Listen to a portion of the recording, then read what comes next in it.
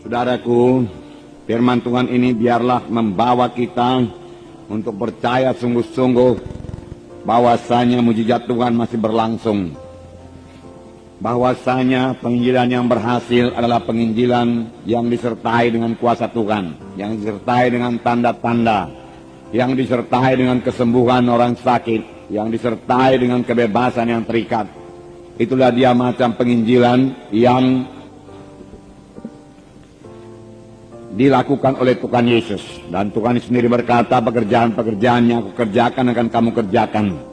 Bahkan pekerjaan-pekerjaan lebih besar daripada ini karena aku pergi kepada Bapa.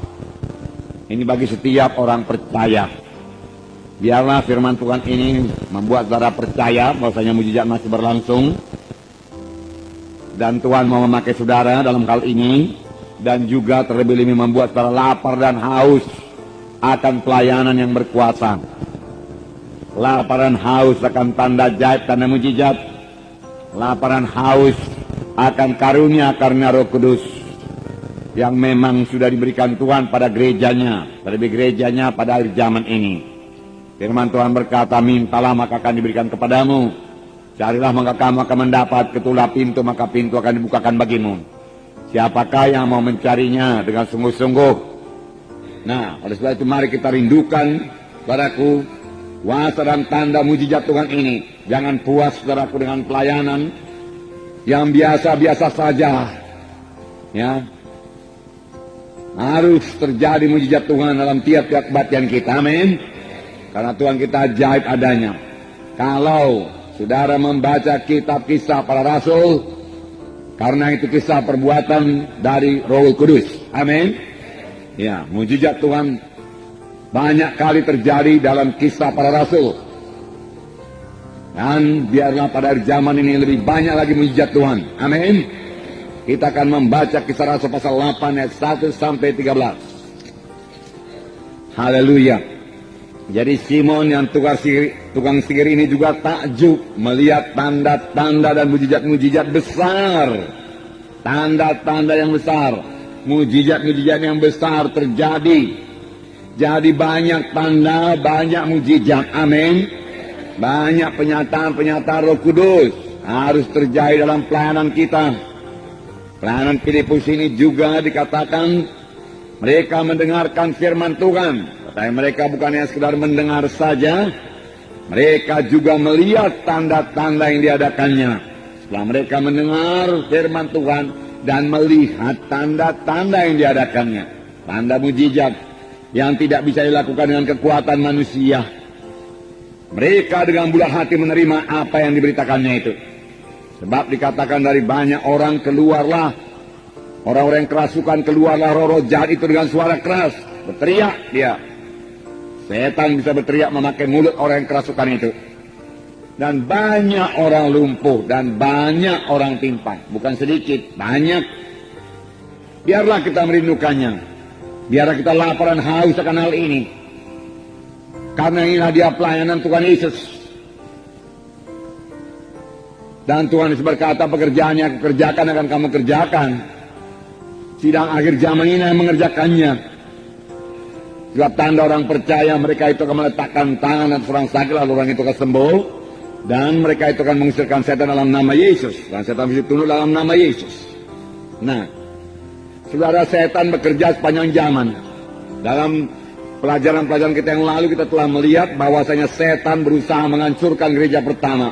Setan tidak peduli walaupun gereja itu masih sangat muda. Lebih cepat dihancurkan lebih baik. Itulah dia setan. Ya, pada waktu terjadi mujizat Tuhan, orang lumpuh disembuhkan, saudaraku. Kemudian mereka mengancam rasul-rasul dan berkata kepada Petrus dan Yohanes, jangan lagi mengajar dalam nama Yesus.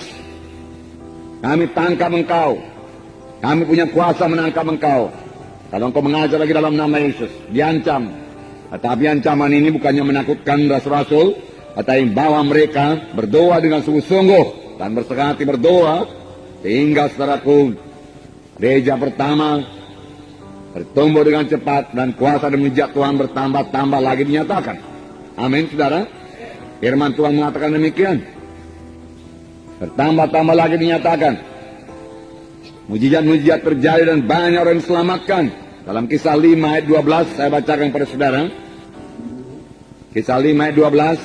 Dan oleh rasul-rasul diadakan banyak tanda dan mujizat di antara orang banyak. Semua orang percaya selalu berkumpul serambi Salomo dalam persekutuan yang erat. Jadi bukan berpihak-pihak mereka, dalam persekutuan yang erat. Amin. Nah, milikilah persekutuan yang erat satu sama lain. Persekutuan yang erat. Dalam satu sidang harus ada persekutuan yang erat. Harus bersehati. Dan sidang itu bisa diberkati Tuhan. Amin. Rumah tangga yang bersehati adalah rumah tangga yang diberkati Tuhan. Amin. Ayat 14. Dan makin lama makin bertambahlah jumlah orang yang percaya kepada Tuhan, baik laki-laki maupun perempuan. Nah, langkah baiknya ini, ya.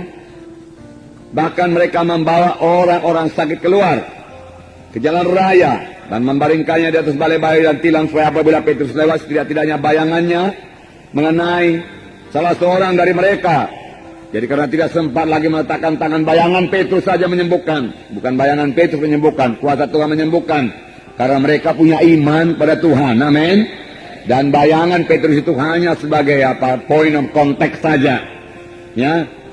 Mereka sembuh. Ayat 16.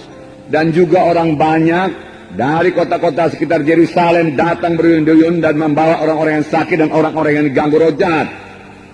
Ada yang sakit, ada yang diganggu roh jahat. Jadi ada roh jahat mengganggu, hati-hati. Ya. Kita bukanlah orang yang mau bersoal jawab, berdebat-debat. Kita perlu menyatakan tanda ajaib, tanda mujizat, membuktikan bahwasanya Yesus hidup dan dia bangkit daripada kematian. Dan dia bekerja. Amin. Saudara bisa melaksanakannya, saudara.